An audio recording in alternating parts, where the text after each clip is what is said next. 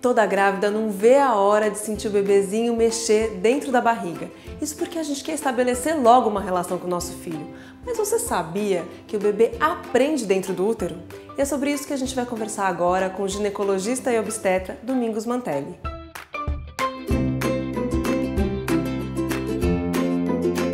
Doutor Domingos, que momento da gravidez que a grávida pode sentir o bebezinho e pode se relacionar com ele? Na verdade, sentir o bebezinho ela vai sentir a partir da metade da gestação, em torno de 20 semanas.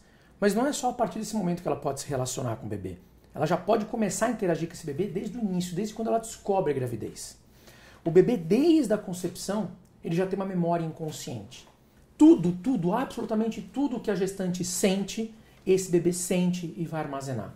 Se ele foi desejado ou não, se ele está sendo rejeitado ou não, se a mãe está triste, se a mãe está feliz. Todas essas sensações são passadas para o bebê.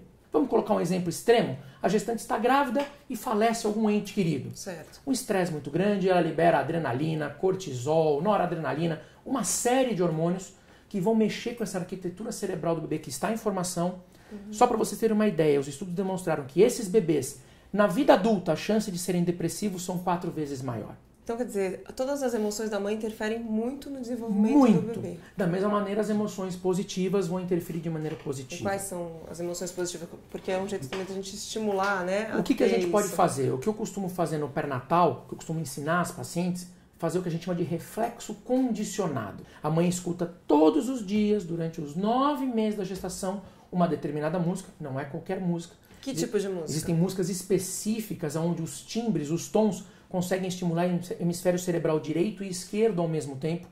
E isso favorece esse inconsciente, essa memória inconsciente do bebê. Você escuta essa determinada música, faz uma sessão de relaxamento com uma inspiração máxima, segura o oxigênio 2 segundos, expiração máxima, uma respiração ciclada. Dá para fazer em casa ou tem que ter alguma Tranquilamente, recomendação médica? a gente ensina como é feito em casa, com a música, fazendo a respiração ciclada, e nesse momento a grávida vai fazer um relaxamento, colocar a mão na barriga e interagir com o bebê.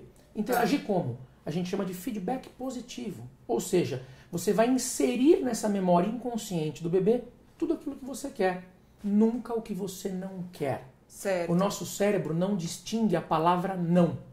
Se eu falar para você agora, por exemplo, não pense num elefante. É a primeira coisa que você É a vai pensar no primeira coisa elefante. que vem na mente. Então, se você fala não venha doente, você está inserindo venha doente na memória inconsciente. Entendi. Doutor, como é o papel do pai? Como o pai também pode interagir? Bom, o pai tem um papel primordial.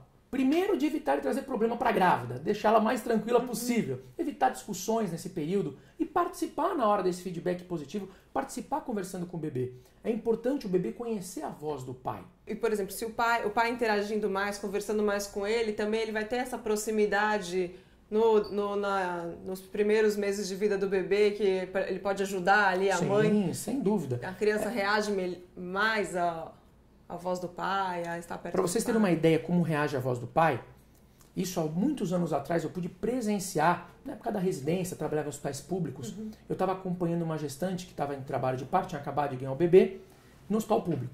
E o marido era um alcoólatra, já era sabido que ele batia na gestante durante toda a gravidez, quebrava tudo em casa, chegava bêbado. Isso eu presenciei, esta criança estava dormindo no berço ao lado da mãe. Esse marido chegou para visitar o bebê. Ele começou a falar, a criança começou a entrar em desespero, começou a gritar e chorar dentro do berço. Olha só. Só de escutar a voz do pai. Por quê? Criou um reflexo condicionado. Tá. Aquele som da voz do pai é associado ao quê? Ao momento ruim, ao estresse da mãe, aqueles hormônios que passaram para aquele bebê. É um reflexo condicionado negativo.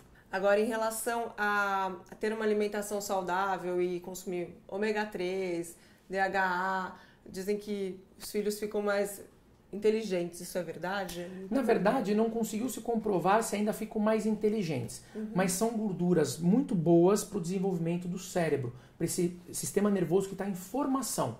O ômega 3 é essencial para isso, faz muito bem. Da mesma maneira que a gente pede para tomar, por exemplo, o ácido fólico, 3 meses antes de engravidar e no início da gestação, porque ele previne problemas na formação do sistema nervoso. Então existem algumas substâncias que sim, são necessárias. Agora, nós não sabemos dizer se isso interfere na inteligência ou se é só para o desenvolvimento neurológico. Certo. Então, na inteligência ainda não tem estudos comprovando que são crianças mais inteligentes as mães que tomaram ômega 3. Muito obrigada, doutor, pela entrevista. Eu que agradeço, é sempre um prazer estar aqui com vocês. E se você gostou, você pode curtir aqui embaixo. E para saber mais sobre as notícias do 9 meses, você pode se inscrever aqui no nosso canal do TV Itimãe.